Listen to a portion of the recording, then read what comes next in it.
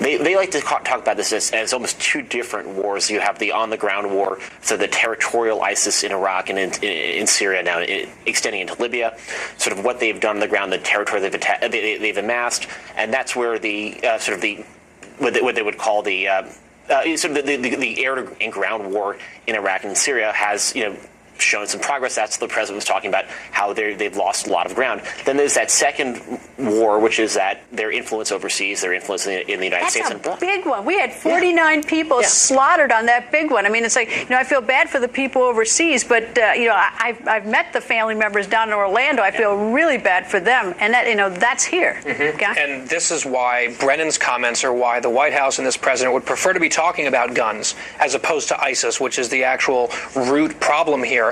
And this is not a surprise. A few weeks ago, the former deputy director of the CIA, Mike Morrell, came out and said ISIS is winning. And it goes back even further than that, years, where a bunch of spies have come out and told the press we had intelligence on ISIS that was ignored repeatedly by the White House and then whitewashed by the administration. This has been a threat that has been consistently undersold. But there's something bizarre, Zeke. I mean, and I hate to keep hitting the president over the head with this, but remember a couple years back he said that ISIS was JV. JV, it's anything but JV. We're losing to JV under that theory, because if you listen to the CIA director, why is he doing this? They've had a very difficult time messaging about this threat because it's so complicated. It's a combination. It's not complicated. And it is. I mean, if people are inspired by this and they're doing it, it's very simple. We got to. I mean, it's like. I mean, it's real and apparent here. But the symptoms are. I mean, we can see why. The question is, what do you do about it? They don't have the solution other than part of it's a wait and see. Part of it is I'll tell you on the ground. One of the solutions they could do is the fact that much of this is fueled by social media. They have access to Facebook, to Twitter. They're sending out messages.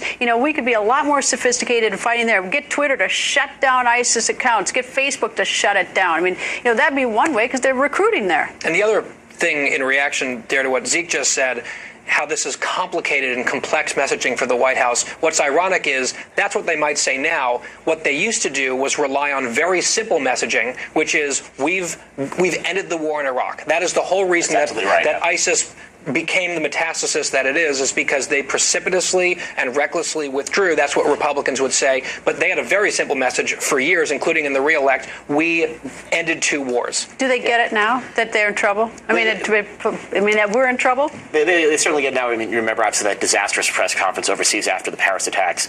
That was when the president sort of said he was kind of shocked looking at the news and how it was being portrayed here. They certainly get it now. They just don't have the answer. He didn't even go and march with all those other leaders at Charlie Hebdo. I mean, it's like, there's so many times where we're saying he doesn't get it.